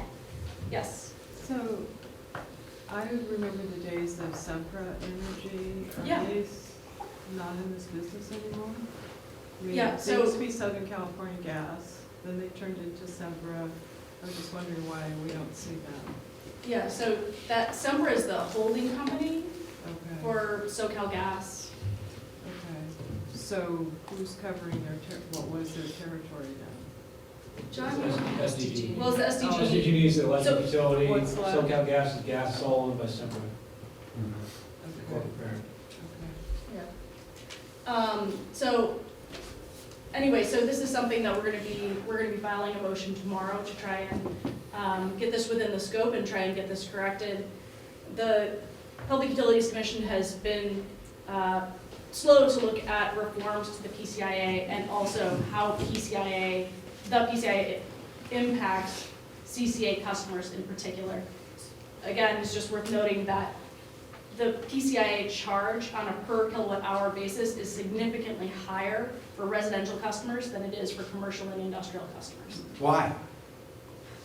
John, would you like to explain why? I mean, maybe it's too big a question for I mean, you. it's a rate design methodology issue. The way that they decided, to allocate the cost, the particular methodology they used, happens to assign more of these costs to residential. That's the consequence. Yeah. Yeah. So the PCIA really reflects a monopoly attitude because the operating assumption is that all accounts belong to PG&E and therefore must pay whether or not such accounts ever actually have, right? Yeah. I think there's a lot of factors that go into it. I think that is one of the factors. I also think that when these exit fees were put in place many years ago, first they were thinking about the direct access market, so large commercial customers, sort of a different issue. But also the assumptions that went into it is that these exit fees would be as close to zero as possible, because the idea is the investor-owned utilities like PG&E would make reasonable assumptions about departing load, and the only stranded costs would be these smaller differentials, and that's just not how the world has played out. So, But it's more than that also. It's also the fact that under policy, it was adopted by the state legislature and the governor, who all elected, drove the electricity market to change and become more renewable, higher percentage of renewables. And that was before CCNA, so it forced PG&E to go out and get into the solar business, the procurement business in a big way. And now the market has completely changed. The pricing, as Craig outlined, is coming dramatically down. Yeah. So there's an element that yeah, there's also an element of, the responsibility for those earlier contracts. And, right now we're at one extreme where you're saying absolutely everything about every contract that PG&E has ever entered into should be the responsibility of our customers. And another approach is that there should be absolutely zero responsibility because they should have procured appropriately.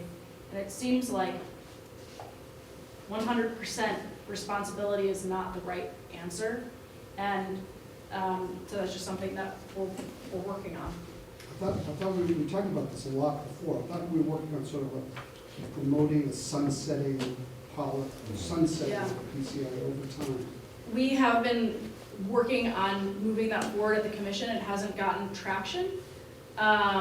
We will continue to work on that, but the things that that we are working on are, one, these projection differences. So we've gotten traction on that. We've gotten traction on vintaging issues, and we hope to get traction on the care issue for our lowest income customers, at least get it fixed for them. So I'll buzz through these next slides pretty quickly. Actually, I think I'm just going to skip over the CAM slides for now. Basically, there's resource adequacy costs of PG that are allocated to our customers. It's raising a lot of issues for us. Okay, well, I will touch on this. Yeah, sorry, we'll touch briefly on EV charging.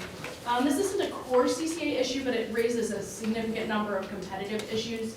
Right now, the 3 major utilities in California have put in applications at the commission asking for money to implement EV charging infrastructure.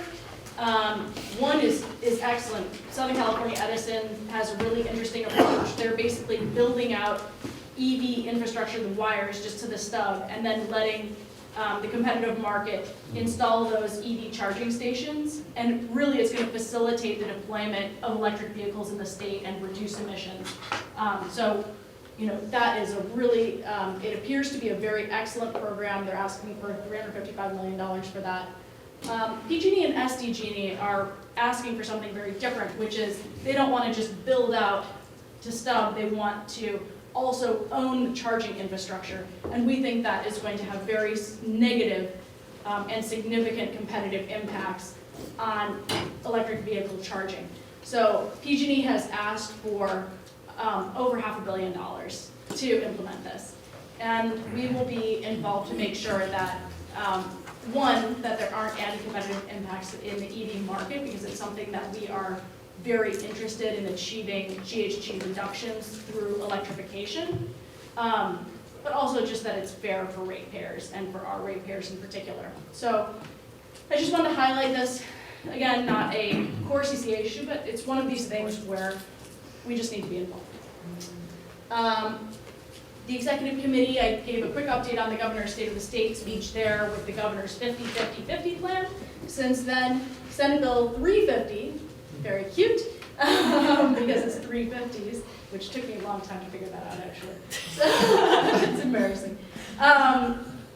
It's really going to have significant impacts on all of the utilities in the state, increasing the renewable portfolio standard, or RPS, reducing the petroleum use in cars and trucks. You know, that gets back to this EV charging question, and doubling the efficiency of existing buildings and making heating fuels cleaner. I'm looking at you, Becky.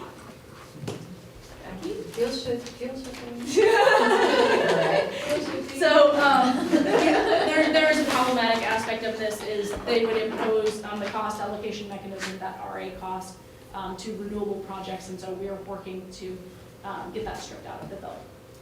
But in general, we are strongly supportive of the governor's goals. I would also like to note that we presented to the Senate Assembly Energy Committees just this past month. It was a wonderful opportunity to get in front of a bunch of legislators and have them understand better just what CCA is and what we're doing in the state. And so Dawn had presented, and one of our community affairs representatives, Alex DeGiorgio, he also presented, and it was wonderful. So I'm just going to skim through a couple of slides so that folks can see the way that we're communicating with legislators. Just general overview of how CCA works, just the very bare bones basics. You know, how many homes per year we are powering up with renewable energy.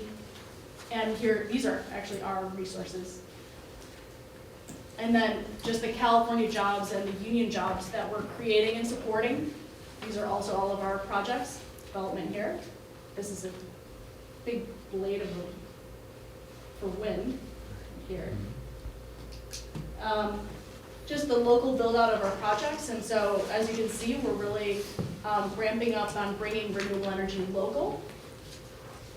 And also just the cost savings. Even with the PCIA, we're bringing a lot of cost savings to customers, school districts, cities, a lot of folks. So these are things that matter up in Sacramento, and we're walking the talk. And a couple of things worth noting that we also brought up there is just how much interest and growth there is in CCA and what an impact that's going to have in the future. So we have MCE, we have Sonoma, Lancaster is launching, and then these are all of the folks that have committed resources and are looking at pursuing CCA in the state. So we were really excited to have the opportunity to get in front of legislators and their key staffers. So this is for the energy committees. If Dawn has anything more to add on that. Yeah, I will add one thing, which is that that we had allocated an hour for this discussion. We had folks stick around for over an hour and a half, asking questions about PCIA and CAM, and really getting into the weeds on those two issues. And so it was really, really encouraging, and I think it was a nice way to make sure there was a lot more accessible information in Sacramento about our program, and the level of dialogue has really deepened a lot since last year. Fantastic. Just one question. So I know that you filed a number of proceedings with the CPUC, and I'm sure you've done this. Do you meet with commissioners like Marla Peterman? Yeah, we As have trying to get them to be more receptive? Yes, so we take a couple of different approaches with meeting with the commissioners' offices and with the Energy Division. One is we have annual update meetings with each of the commissioners themselves, just to update them on our growth, new projects that we're bringing online, things like that. And then we also, at the CPUC, in general, ex parte communications are permitted. So if there's a proceeding that's open, you can speak with the commissioner's offices on specific matters. And so we do a lot of ex parte communications to explain our position and get in front of them in that way. And so there's a good ongoing dialogue there, and we also have a good ongoing dialogue with the Energy Division. Any other questions? One. Yeah. When you were presenting, did any of the legislators recall any of the inaccurate information that was disseminated in support of 2145? Oh, yes. Nice. Good. We received questions along those lines, and folks were happy to get some facts. Oh, that's wonderful. And we've been doing more on the legislative front, just having updates. We've been disseminating a quarterly update on CCA activities throughout the state. We've been providing more just sort of one-page leave-behind materials that either show union jobs or renewable energy facilities that we're building, things that are highlight core issues that the state is facing. Anything else? Great. Thank you, Beth. Good to see you. Thank you. All right. Any other board member staff matters? Seeing none, we're adjourned. Thank you, everybody.